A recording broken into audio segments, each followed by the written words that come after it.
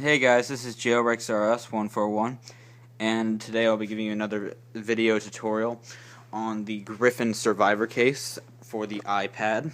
And if you saw my last Griffin tutorial on the iPhone 4S, you will see a lot of similarities, and I'll point those out throughout the video, and then I'll point out some of the differences. So let's get started. On the front of the case, you can see that it looks almost kind of the same as the iPhone, but more kind of wide and spread out.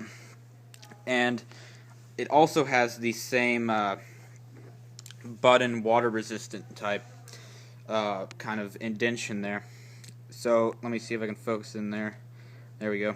It's got the deep pocket for water resistant and the little flap to cover up this mute button. So still fully functional. You can get to it really easily, and so I'll just go ahead and close that up. Got sort of an airtight seal there for protection, and the buttons completely concealed. The only downside to the buttons is that you can easily press this one, but you kind of have to press a little harder for this button. But the back of it looks exactly the same as the iPhone 4S. Well, not exactly.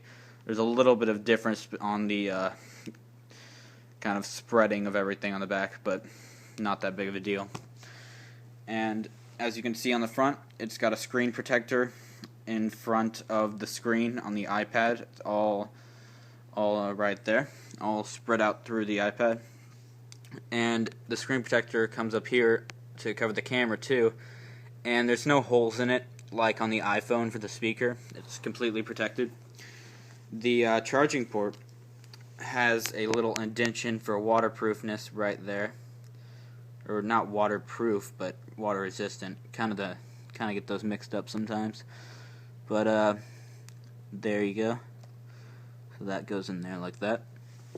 Now, those are about all the similarities I can think of, except for one last one, which is on the back, and it's the camera flap.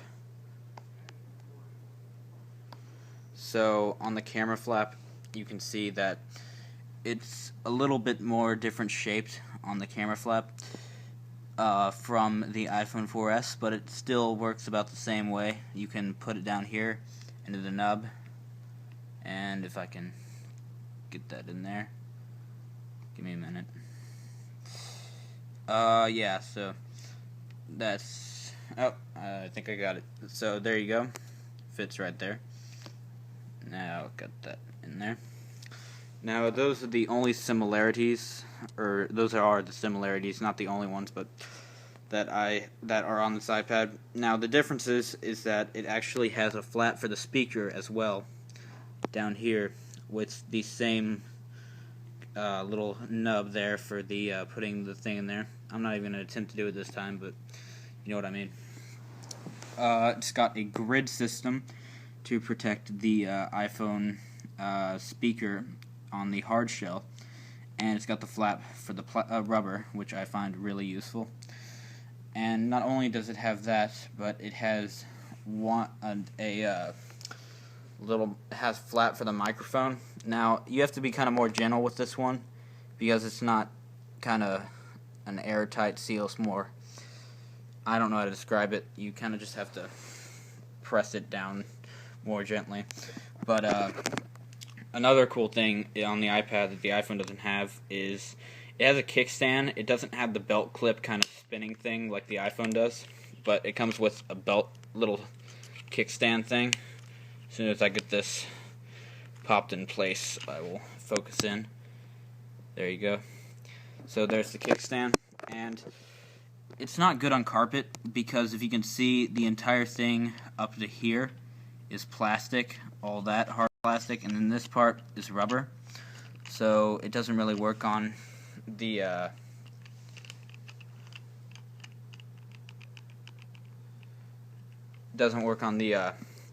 carpet as well. I guess I can try and, yeah, it just kind of falls over. But that's the kickstand right there. That's the there we go. Get that in there. That's the kickstand.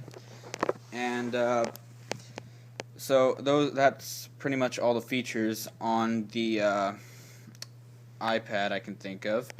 Let me see if I can actually get this one little flap to open, because that would be the last thing that I would have left to show you.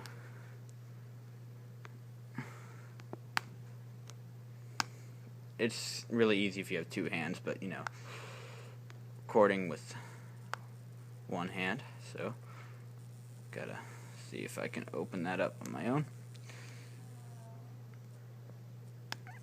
Nope, not working out for me. Sorry guys. But yeah, so the whole thing's pretty water resistant, sand proof, shock proof, vibration proof, drop proof, all the extreme kind of cases that the OtterBox has, plus more. I'll show you the box now, and the box looks like this. iPad 2 Survivor military duty case with stand. US military tested. Now the only difference between this and the iPhone Griffin is that this one is US military tested and the other one is US and UK military tested. So that's one thing that I noticed when I was doing my previous kind of videos, but they didn't turn out right, so I had to make this video over again. So there's the front of it, and I'll show you the back. And if you notice on the rubber, I'll show you the rubber, zoom in a little bit. It has a grid system on the inside to keep it more protected, unlike the iPhone 4S Griffin, which is just solid rubber. Just solid rubber on the iPhone 4S Griffin Survivor. And this one has a grid system. And this one is the back of the hard shell, and this is the front hard shell with the screen protector. Now this is wind and rain proof, and it was tested 1 hour at 11.8 inches. Vibration proof, tested at 18 hours at 20 to 2000 hertz. I think that's what it is. Shock and drop, it was tested on a concrete floor from 6 feet. But if you want to go see some extreme tests, go on YouTube, and they drop it from, like, I don't know, I think it was an 11-story bridge. So that's pretty cool. You should go check that out if you want to. Sand and dust proof. They tested it for 3 hours at up to 59 feet. So those are all of the tests it has, and there's a picture of the stand on the iPad Survivor case. So I would suggest getting this case instead of some of the more famous cases, because those cases they're good, but they're not as good as they could be. For the same price, you could get this iPad Griffin Survivor instead of like an OtterBox, which doesn't protect your iPad or iPhone as well. And if you go on Amazon, these iPad cases, Griffins for the iPad, are $80. I got mine off Amazon for $40. Just like my iPhone 4S. So that's a hint to kind of help you with the pricing. So like this video, subscribe, leave a comment below, and this has been Jailbreaks R Us 141, and I'll see you next time.